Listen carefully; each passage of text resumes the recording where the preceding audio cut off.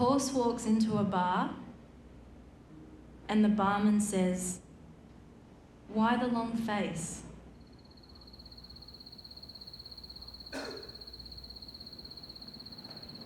Awesome.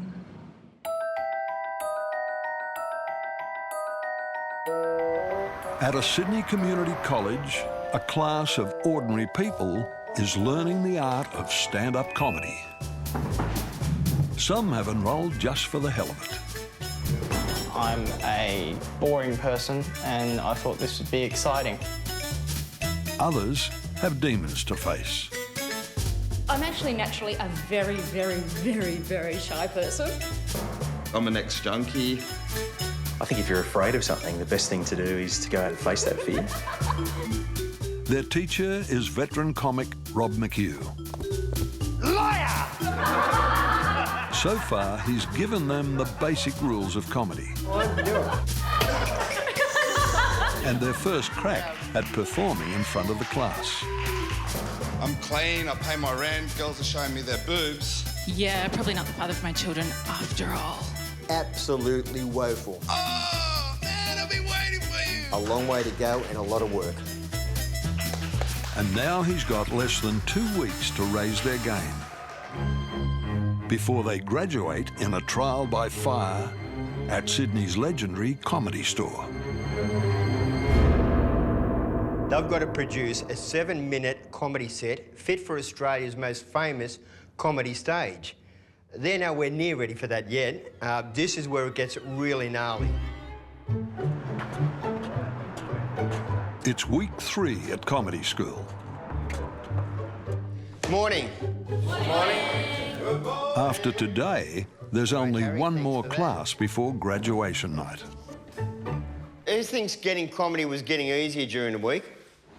I can't do anything seriously at the moment. Everybody I talk to, I expect there to be a punchline coming out. That's good. I'm struggling more and more every day, actually. I'm having an internal freak out. OK, at this stage, if you weren't shitting yourself, I'd be very worried about you. Rob, I actually won't be here for the 9th. At graduation At night? graduation night. Oh, it's the first night of my honeymoon. I'll actually be in Thailand. Adam's doing the course to inject some humour into his wedding speech. So you're not going to be able to make the performance at the Comedy Store? Not on the 9th, no. OK. We're not going to let him get away with this. I honestly don't mind if he's getting some of this. I think we should get him up somewhere beforehand. All right, who thinks that we should get Adam up on stage somewhere before the night? Yes. Oh, Absolutely. that's pretty rough. And I classed you amongst my friends. The eyes have it, dude. You're getting up somewhere beforehand on your own, and we're all going to go and watch. Great idea. Let's get started on how to actually be funny, yeah? With time running out, they've got to craft their routines fast. We've talked about how to go and garner hunter-gatherer comedy material. We're now actually going to start putting it all in order. I'm going to teach you the nuts and bolts of how to do stand-up comedy, OK? There's 4 of them: attitude, topic, premise and punchline. The first thing I want to talk about is your attitude. Linda, what do you think your stage attitude is? How do you think the audience is going to see you? Confused? No, fertile. Fertile. Every time I look at you, I see eggs and then... Gonzo, how do you perceive yourself? Not the Messiah, but a very naughty boy. Okay. Emma? Cheeky chic. Richard? Necessary. Richard's naturally funny. He's had a rough trot with his dad dying, but he's stuck at it. And he's already got a stage persona. Eccentric, weird, call it what you like, it's Planet Richard. Keep your topics fresh, keep them current, but most of all, keep them authentic. Nut and bolt number 2. Topic. Gonzo will be talking about a checkered history of drugs and failed relationships. Gary will be talking about things that desperate 19-year-olds looking to get laid talk about. Rosemary will probably be talking about what it's like to have been a cancer survivor. We used to have this cat. It was named Katie. Rose's set last week was an improvised 90 seconds about strange pets. Walking up to this human going, can I be your best friend? Rob wants it put down. Like, ah, cake. Rose's dysfunctional pet routine, it's got to go. It's not funny at all. She's got to talk about cancer. That's where Rose's truth lies. That's where she'll get her laughs. We obviously couldn't fly, like Superman, obviously. Adam fared no better. But we'd build taller jumps just to see if we could actually resist having our bones broken when we came arse up off the bikes.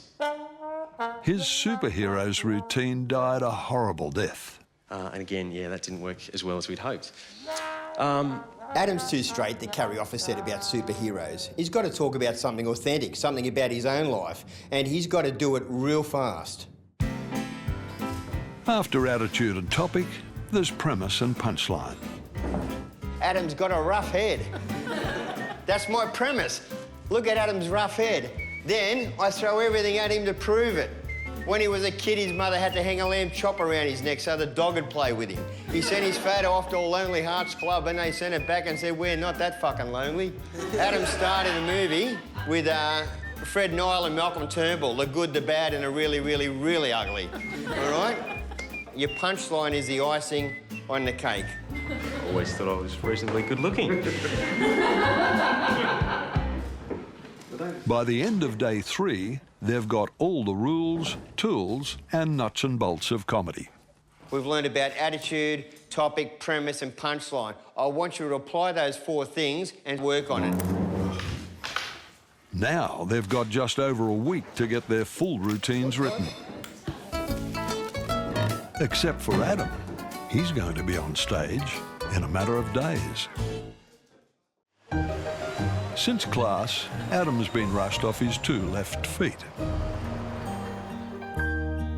In a dream that I've seen, in the day that has gone. With his wedding looming, On the floor. he and fiancée Adi are practicing for the bridal waltz. We've lost it. Totally stuff that up. All right, so, Maybe everything's right with the world. It's just that Before they reach the altar, Adam's got to take the stage in 3 days' time at Sydney's Marble Bar. how's that feel? It's shit scary. I'm just wondering whether it'll be over the experience to face a wedding, but it's going to be a huge week for him, that's for sure. I trust you. Thank you. Not too sure. Right. What made me want to start comedy school was to get over a fear of standing in front of a group and making them laugh. I think if you're afraid of something, the best thing to do is to go out and face that fear. Adding something back over your legs. That's great. Very, very good. Adam's got guts. Look, there's no doubt about that. But if he sticks with the superheroes thing, he's going to need them. I've told him wedding preparations, that's his theme. That's where the laughs are at. Oh, my God. This is going to be tough. For the other students, graduation is 9 days away and draft routines are coming in. Bzzz. That's not funny at all. Rob's red pencil gets a major workout. OK, she's asking the audience a question, but again, she's forgetting to make it all funny. Rose is still writing about pets, but without success.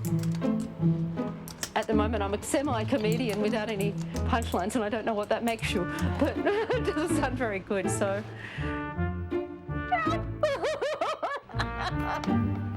She beat cancer, but she's not sure she'll survive comedy school. Cancer wasn't terrifying enough. I had to find a new level of fear. I have now found it with stand-up comedy. As I can tell you, I would much rather bungee jump without the rope at the moment. Rob's convinced that that won't change until she changes topic. Here's something from Harry. Oh, my God. Harry's a funny guy. I don't know why he doesn't apply himself. Kayla's concerned for different reasons. For Harry, comedy is therapy. Since he was diagnosed with muscular dystrophy, he's been a serial offender on Rob's course. Harry would dearly love to be a stand-up comic. That's his dream. But I'll keep telling him it also requires a lot of hard work. Complacency is a big issue for me now. I probably shouldn't even be sitting here talking to you like a lazy guts. I should be writing and doing stuff. But I don't really feel like it right now. Linda's trying to write a set about her Italian roots. But it's not flourishing. Yeah, you know, my family are like not that interesting. We don't do anything. The telly is usually on whenever we have dinner. Like, we just don't talk to each other. She's 28 years old, she's single, she's unemployed, she's back home living with her mother. I mean, if you can't get something funny out of that, you're really not looking. Linda's asked Rob to dinner so he can see for himself. Aside from hopefully eating lots of really nice Italian food, I'll be having a good look with the comedy goggles and giving Linda pointers on where I think her routine could go in relation to her family. How are you? Good. How are you? Rob makes a beeline for that comedy icon, the Italian mama. Teresa, so you think Linda's old enough to fly the nest? Well, when I was 28, I was married, I had 2 kids, I was running a business and working 7 days a week. OK, so what we've got here, Linda's 28. 28. She's not married, she hasn't got any kids, and she's not working 7 days a week, and you want to know why? What's the problem? There's quite a funny dynamic between Linda and her mum. Linda needs to be tidier according to mum. She needs to find a husband. The trouble is, you know, Linda brings boyfriends home and, you know, they're regularly spurned, or mum's waiting out the front in their dressing gown. She wants grandkids, but I don't think her mother really knows how that's going to happen. Perhaps she's after the virgin birth.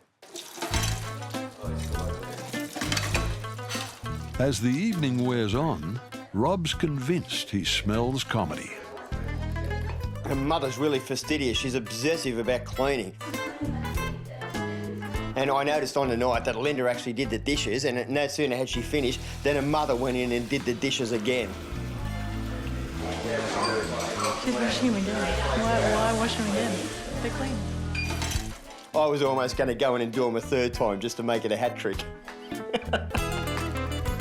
As I said at one stage, there were as many aunties as there was main courses. Yeah. You know? Yeah. After dinner, the debrief. I think here's your main ideas, right? 1, home life dynamic. And number 2, love life, boyfriends. I would stick mostly to that. Yeah. At last, she's found her focus. Now she's got 1 week to find the gags. It's D-Day for Adam, and he quits work early.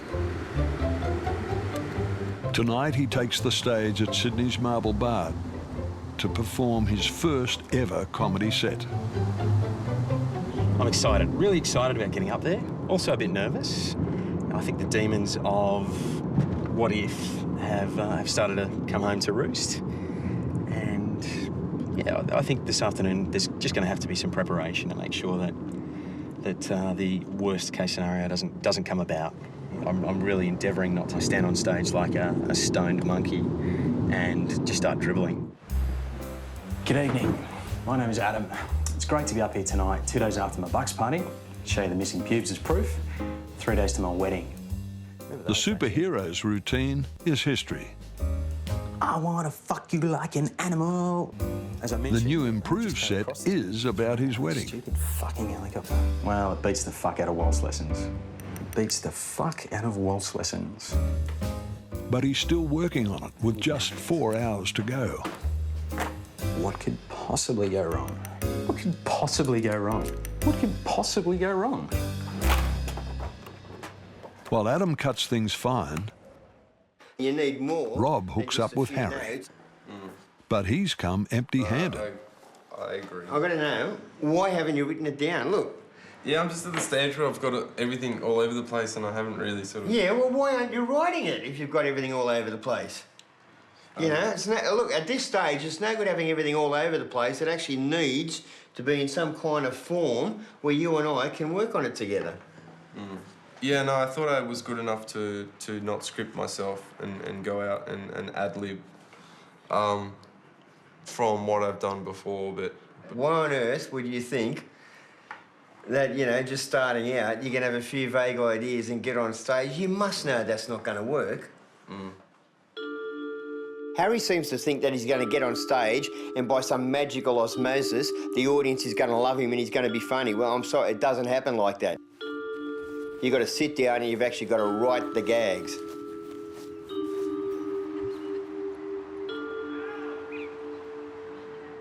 I think it might have been a bit of a mistake, doing the stand-up comedy course at the same time as getting married. At the moment, I'm shitting myself. I'm really shitting myself. If I had a time machine.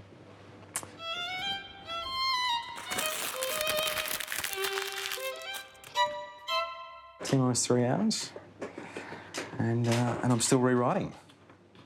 Good.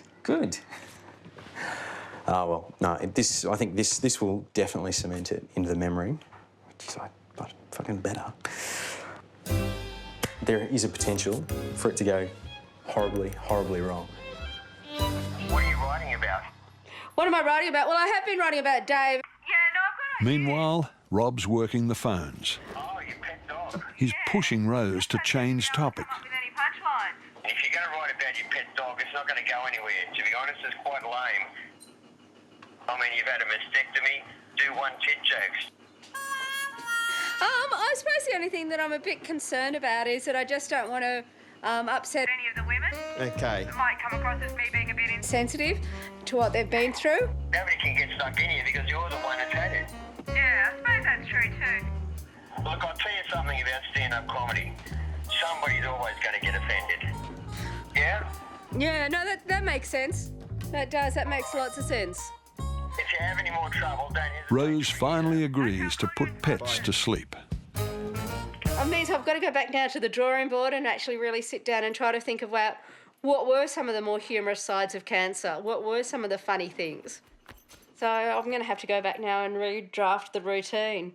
And my dog is presently humping a pillow. Come on! Come on, you can do it! You know it! 2 hours to go. Come on! Good evening, ladies and gentlemen. I just don't know how I start. Hi guys, thanks for the welcome. My name's Adam. So to print the question that you're all wanting to ask, what am I doing up here? Okay.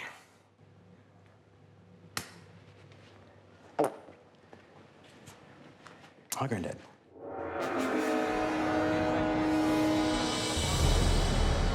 Adam arrives at the Marble Bar. The first act is already on stage.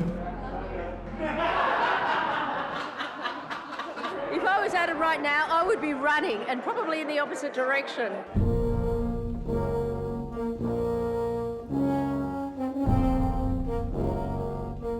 I'm nervous for him. Yeah, I'm really nervous for him. Thanks for that.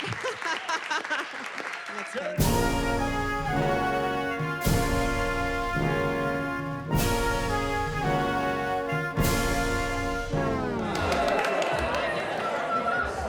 You know, if Adam bombs in front of a room full of people, I can tell you their confidence levels are going to drop dramatically. They're going to hit an air pocket in a jumbo jet. Just remember, room full of piss pots, what could possibly go wrong? There we go. Right. So our next act has been doing comedy school, and I think he is going to be absolutely fabulous. Doesn't quite realise that I'm fudging now to get him to stage left, so he'll be able to come on without causing too much of a disruption to the show.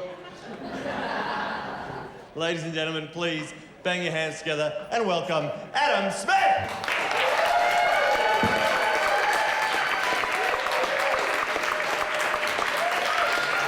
Thank Thanks, guys. I didn't want to start with the clap jokes, but the reason I'm up here tonight is, well, I suppose I've lost it already. The reason I'm up here tonight is that I guess you're all wondering why I'm up here tonight and fudging my words. I've lost it already. I'm sorry. Let me start again.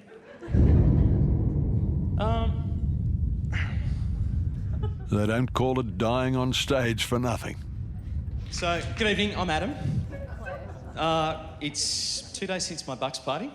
First time since I was 11 that I haven't had pubes. 3 days out from my wedding. The lovely person that I'm deeply in love with and long to spend the rest of my life with, looking resplendent this evening's out there. Hey, Grandad. 3 things that I've been left with for the wedding. 1, I've had to make sure the rings were taken care of. 2, I've had to sort out music and make sure the music's okay. And thirdly, I've had to make sure that the weather's clear on the day. So I've kidnapped Tim Webster. He's in the boot of my car, and if it rains on the day, he's going out of that stupid fucking helicopter. So my better half's lined up the local priest for our ceremony, Father Manuel Noriega. He's looked at me and he said, "Hello, Adam, I marry you, I'm Father Manuel." And I thought, okay, all right, that's fine, but on the day, please don't do the dodgy accent. So I'm a little bit worried that it might kind of turn into a bit of a Faulty Towers thing, and I'm going to say, "I do," and he's going to look at me blankly and tilt his head to the side and say, "Get?" Like Lazarus, he's back from the dead. It's kind of round, it's cold. It's like a mouth the first time I really pissed her off. No, yeah, single girl, thanks for checking. That is the natural-born enemy of getting laid. So, Alcopop, it's kind of a shit name for a horse. You lose 70% on tax if the horse wins.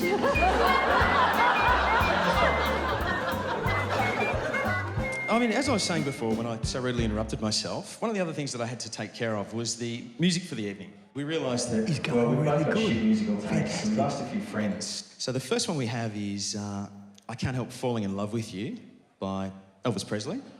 The second one we've got is I Want to Fuck You Like an Animal. Thirdly, we've got Mbop by Hanson. But I just feel weird having the wedding waltz played by a band where I banged the girl in it. Thank you very much. You've been fantastic.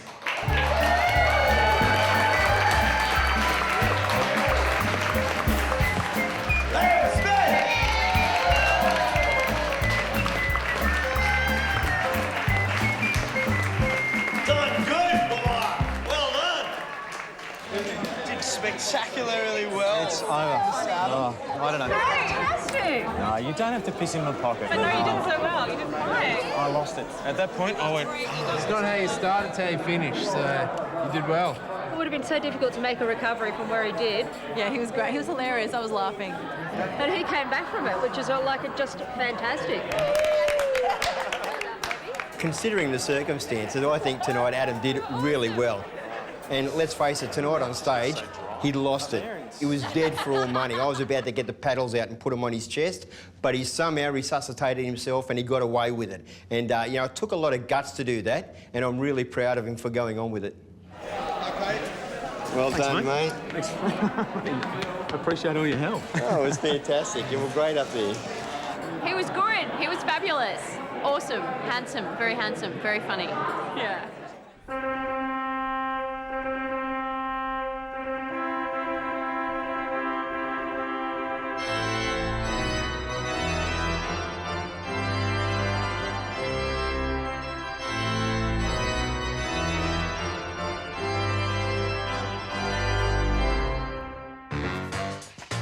Next week... Girls are showing me their boobs. Final preparations. Why didn't I take a Spanish class? Last-minute rewrites. Fuck! And first-night nerves. Here's a moment you've all been waiting for. As the students take the stage for graduation.